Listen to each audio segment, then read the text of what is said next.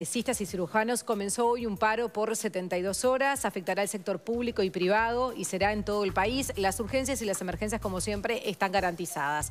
El sindicato anestésico quirúrgico afirma que no se siente representado por el sindicato médico. La negociación colectiva denuncia que el gobierno además no le permitió crear un subgrupo para participar de esa instancia. Presentará una demanda formal, algo inédito en nuestro país, ante la Organización Internacional del Trabajo por discriminación y exclusión. Vamos a tener más información, más detalles con Marcos Chiopi, integrante de SAC. Buenos días, gracias por acompañarnos. Buenos días, muchas gracias por informar. Bien, antes de entrar en este tema, queríamos saber cuál es tu opinión sobre lo que sucedió con Pablo Cabrera. Bueno, yo en principio no compartía esa forma de expresarse, pero es muy interesante escuchar a la persona involucrada y dar la explicación.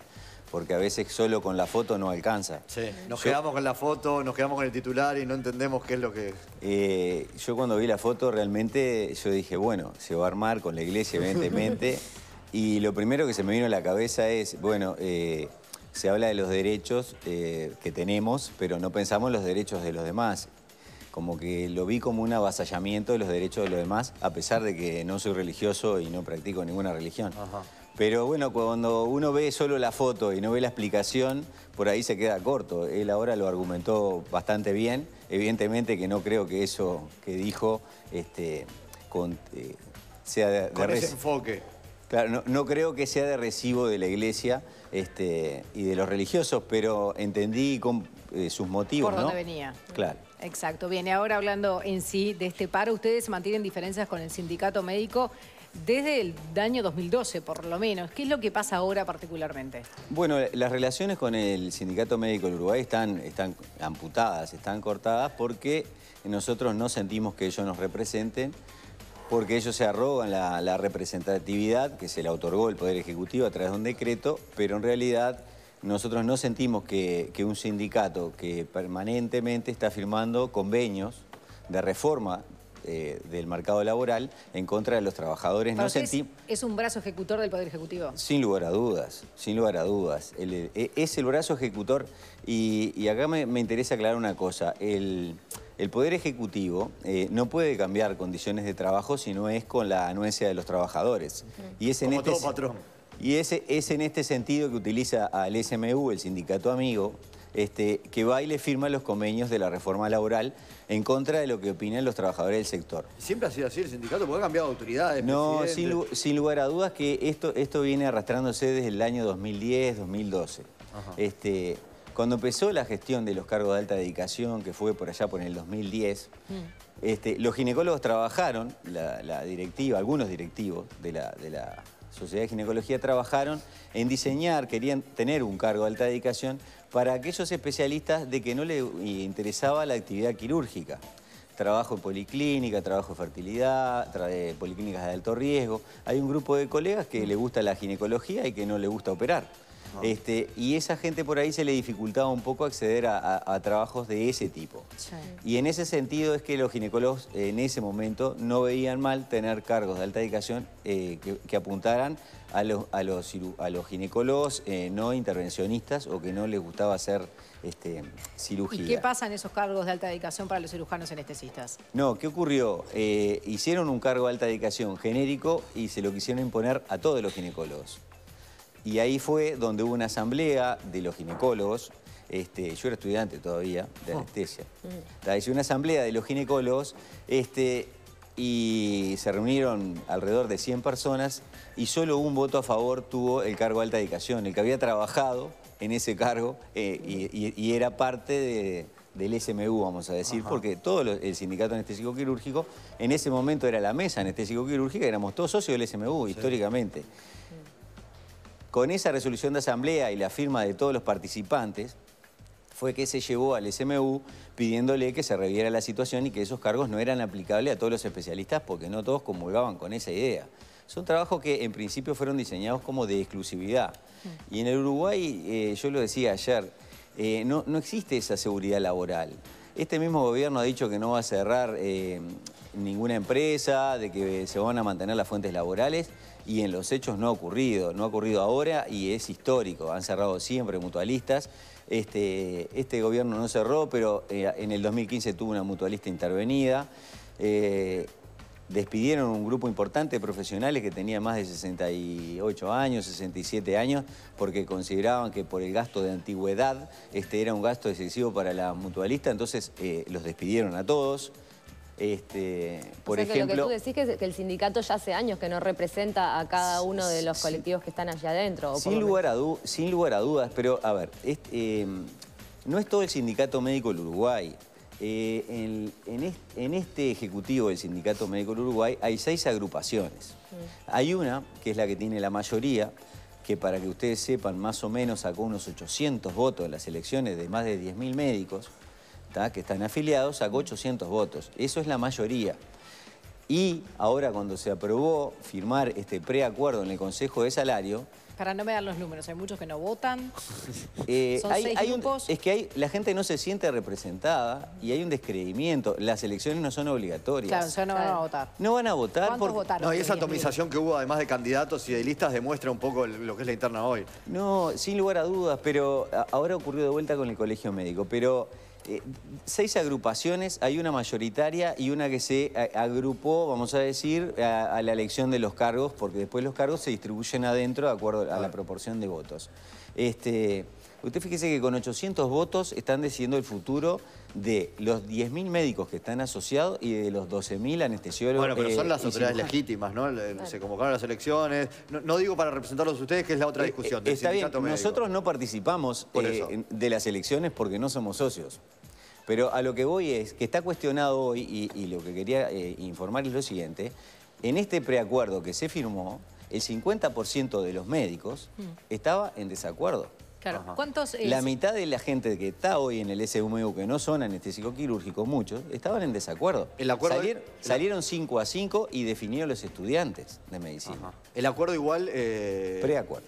El preacuerdo, si se concreta, ¿les corre a ustedes también ese aumento? Sí, nos corre porque, a ver, el Ejecutivo le da al sindicato amigo la representatividad de todos los médicos. A pesar de que nosotros no seamos socios del SMU, no participé, nos han excluido de toda la ronda de negociación. ¿Cuántos son cirujanos anestesistas en el país? Aproximadamente 2.000. Porque no a esta altura les conviene volver al SMU, hacer su propia lista y... Bueno, eso es una lectura. De hecho, hay gente que lo ha planteado. O sea, ustedes no participan, pero por ejemplo el ministro Amurro dijo que podían, propuso por lo menos que tengan idea de lo que se está negociando ahí adentro, ya sea por escrito o a partir de un delegado que les informe a ustedes lo que pasa en la negociación. Que lo tenían en un momento en la negociación, ¿no? Históricamente iba el SMU a los consejos de salario. Cuando habían temas anestésico-quirúrgico, como es lógico, se convocaba a la gente que estaba involucrada en esa discusión de condiciones de trabajo. Después el tema de remuneración siempre fue para todos el mismo, pero condiciones de trabajo. Iban los involucrados, discutían con el Poder Ejecutivo y las empresas, y el SMU decía, ¿están de acuerdo? Y firmaba, pero los que discutían las condiciones laborales eran los trabajadores de ese sector. Claro. Eso no ocurre ya desde el 2010, 2012. A nosotros se nos informa qué resolvieron ellos por nosotros. Claro, y por ahí viene la demanda entonces a la OIT. Sin lugar a duda, nosotros no nos sentimos representados, hemos sido agraviados y demonizados ante la sociedad y no nos sentimos representados por este sindicato médico del Uruguay. Pero la propuesta que hizo el ministerio, o sea, el ministro, de que haya alguien que les informe, ya sea por escrito, ¿es para tomar en cuenta la posición de ustedes o que les informe luego de que ya está acordado lo que se está negociando? El ministro se comprometió a poner una persona que nos informe lo que ya arreglaron por nosotros. Ah, lo que ya se acordó. En todo caso, si no cerraba el Consejo de Salario, que pudiéramos mandar una nota de que él se comprometía a que se leyera allí. A ver, en el conflicto del 2015, que estaba en discusión los cargos de alta dedicación de cirugía, después de 8 paros, en el correr de un mes, y se anunciara un paro de 5 días, ahí el ministro nos llamó a dialogar. ¿Qué se logró en esa instancia? De que se dejara participar, como era antes, de que fuera una delegación del SAC, que en este caso fueron solo los cirujanos con los asesores, porque se estaba hablando de cirugía. O sea, ¿qué quiero decir con esto? Dentro del SAC, si se va a hablar de cirugía, va a ir cirugía. No van a ir los anestesistas a decir cómo tienen que trabajar los cirujanos. Hay que ser coherente. Fueron los cirujanos con los asesores, con voz pero sin voto, al Consejo de Salario. Y ahí se discutió la reforma del trabajo de los cirujanos. Cuando llegan ya tenían el cargo diseñado y se lo ponen arriba de la mesa. Le dice, bueno, pero déjamelo leer. Le dieron una semana para que estudiaran la reforma al mercado laboral de los cirujanos. Lo estudian, van a la semana y llevan una propuesta. Una semana o 15 días. Llevan una propuesta. La leen así y le dicen, no, el cargo anterior. Firmaron el cargo anterior y es el que está vigente para el Ejecutivo.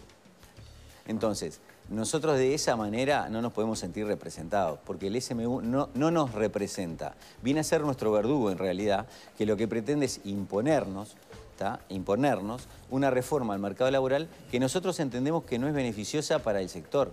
Sí. Se han diseñado cargos que no pasa por lo económico, porque siempre tratan de llevarlo a lo económico. No pasa por lo económico. A ver, el mismo par de zapatos no nos cabe a todos. Y de repente el mismo cargo, voy a hablar de anestesia porque es lo que manejo mejor, el mismo cargo de anestesia no existe que sea el mismo cargo en la maternidad del Pereira Rosell que en un hospital pequeño del interior donde uno hace una urgencia cada 2 días y en el Pereira Rosell va a hacer una cesárea por hora o cada 2 horas. Entonces, ¿tiene que ser el mismo cargo? ¿Las condiciones laborales son las mismas? No lo entiende el que no lo quiere entender. Bien, en estas 72 horas de paro, ¿cuántas cirugías se suspenden? Bueno, en realidad me lo preguntaban ayer, eso no lo tengo claro. Vamos a evaluar al final de los 3 días de paro. Lo que sí puedo asegurar es de que tiene un porcentaje de acatamiento muy alto. Sí. Incluso... Esa es la otra parte, ¿no? Porque viene la denuncia de la OIT, tienen un camino legal para pelear ahí y uno dice, bueno, el paro, hay mucha gente que se queda sin operarse en estos días, o que tiene que tener una intervención y se le atrasa porque hay menos personal y la anestesia llega más tarde, en fin, y algunos casos son muy dolorosos. ¿Cómo evalúan eso a la hora de tomar una decisión así? Mire, sin lugar a duda que es una medida antipática, pero es el único camino que nos dejan. Bueno, está el de la OIT, por eso le preguntaba. Sí, pero el de la OIT es un camino que va a llevar de repente 2 años. Es un camino de que cuando la OIT se exprese, si nosotros no nos manifestamos ahora, van a implementar una reforma laboral de que es nefasta para... ¿Y ahora con esto creen que realmente el gobierno y el sindicato va a revertir la posición? Porque parece difícil eso también. Nosotros vamos a defender las condiciones laborales. Cuando se habla de ¿Significa que esto se puede seguir estos paros de 72 horas? ¿Puede haber una huelga? Sí, yo creo que se puede llegar incluso a la huelga. Esperemos que no, porque sería lamentable. ¿Cómo separaría que los tomen en cuenta en la negociación del Consejo de Salarios? ¿Cuál sería la solución para que no se repitan estos paros? No existe una reforma laboral exitosa sin la participación de los trabajadores. En el 2012, el sindicato médico firmó los cargos de alta dedicación de los ginecólogos. ¿Cuántos cargos de alta dedicación de ginecología tienen hoy funcionando? Uno solo, en Salto. Un director de hospital que es del partido de gobierno, evidentemente. Se firmaron en el 2015 los cargos de alta dedicación de cirugía. ¿Cuántos cargos de alta dedicación tienen? Creo que 1 en Colonia o 2 en Colonia. Entonces, ¿qué sentido tiene? Por eso estamos pidiendo el subgrupo. Nosotros no estamos diciendo que no a los cargos de alta dedicación. Nosotros pensamos que en el interior sobre todo, y sobre todo en ACE, pueden funcionar, pero no esos cargos de alta dedicación que los diseñó, son un experimento de laboratorio que no condicen con la realidad. Bien, Marcos Chioppi, muchísimas gracias por acompañarnos. Recordamos que son 72 horas este paro, pero que sí atienden urgencias y emergencias. Tenemos que hacer una tanda en Desayunos